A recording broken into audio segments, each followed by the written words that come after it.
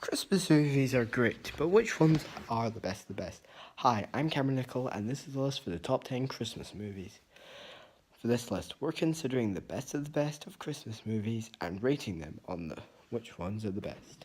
We're excluding Christmas movies which came out this year, so sorry the Grinch, you do not make the cut. Anyways, enough of this hubbub and let's dive in.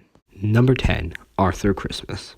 Whether you've seen my review on it or give your thoughts on it, Arthur Christmas is a great movie, and by far, you already know the story, you know how it goes, but in my opinion, Arthur Christmas is a great way to start off this list. It would have gotten higher, except I think we want to start off with something small instead of reusing old movies.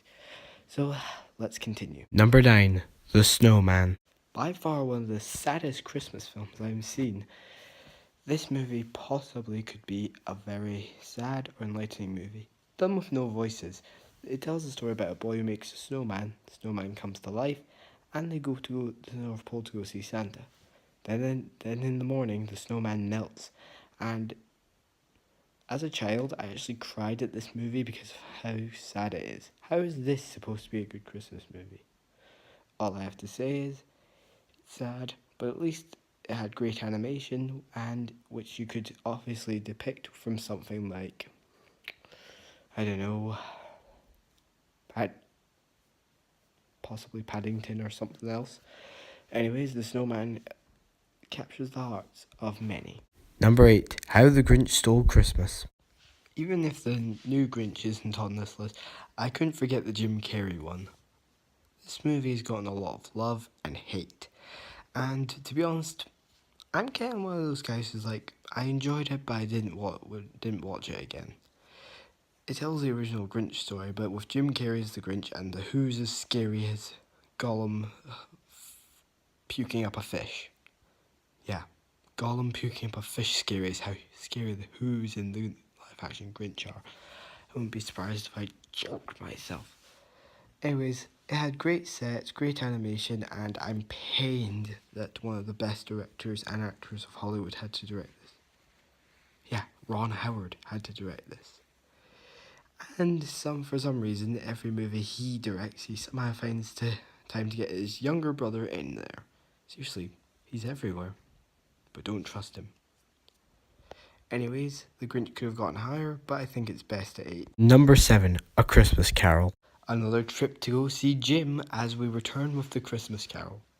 It tells the story of Dickens' original story with every single line of dialogue from the original text, except Jim Carrey plays Ebenezer Scrooge and the three ghosts as he's taken on a trip through Christmas past, present, and what's yet to come.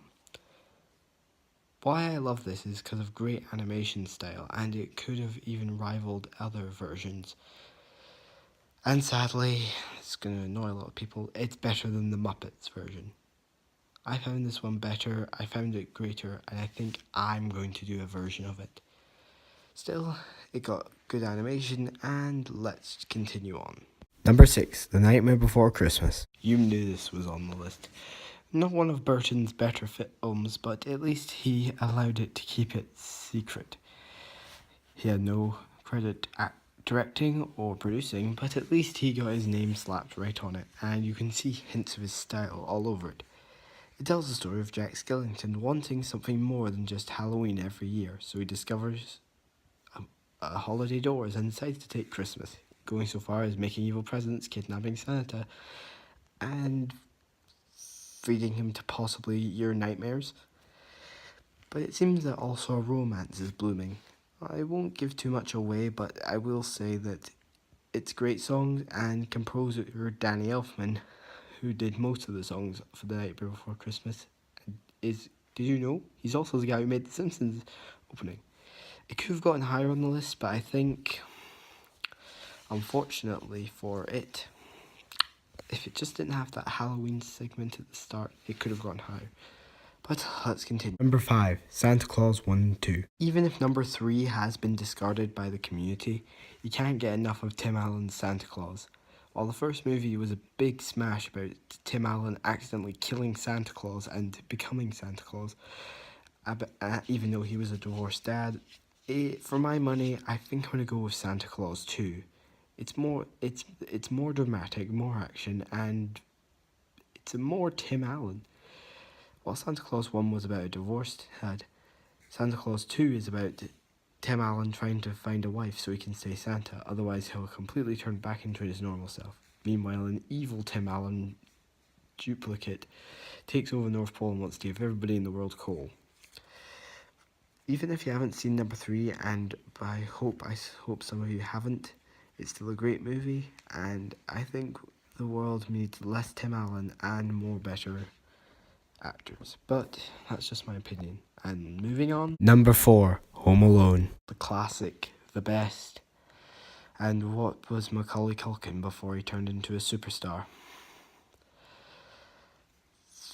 Home Alone is by far one of the best Christmas movies it tells the story of a little boy named Kevin who's discarded by his entire family and is left home alone for a few days at Christmas.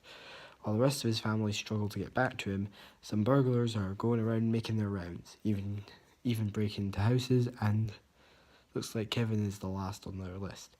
Not wanting to die, he builds elaborate traps and begins to do some terrible things to two completely harmless and pretty lame excuses for burglars.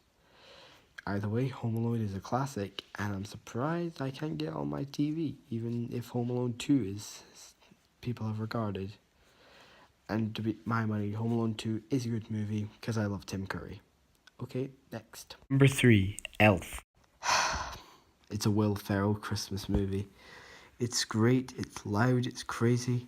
It tells the story about Will Ferrell being the only human at the North Pole who somehow got there because he snuck into Santa's bag. He then tries to get back home and eventually he manages to do it. But it seems his dad hates him and he kind of can't fit in if he's a man who says he came from the North Pole. All I know is this is one of Will Ferrell's better roles and what propelled him to superstardom. So, with that in mind, let us move on. Number 2, The Polar Express. This is by far one of my most favourite Christmas films of all time. The Polar Express, based off a book and composed by Back to the Future director Robert Zemeckis. The Polar Express tells the story of a boy who ends up going on a train to the North Pole. And to be honest, Tom Hanks does a great job as he not only plays the conductor, who's my favourite character in the movie, he also plays a hobo who most likely is what Bert from Mary Poppins became after he lost his painting job, and also Santa Claus. It's a great movie, and by far it's one I'll always stay in the Christmas spirit. Before we get to our number 1 spot, here are some honourable mentions. And the honourable mentions are Rudolph the Red-Nosed Reindeer, A Miracle on 34th Street, and Charlie Brown Christmas. And the number 1 Christmas movie is It's a Wonderful Life. It's a Wonderful Life is by far the most classic Christmas movie you can get. It tells the story of Jimmy Stewart, who's a man who seems to have it all, but slowly begins to lose, and when an angel says he has to earn his wings by helping him, he says he wishes he was never born, but then realizes maybe the world was better if he did.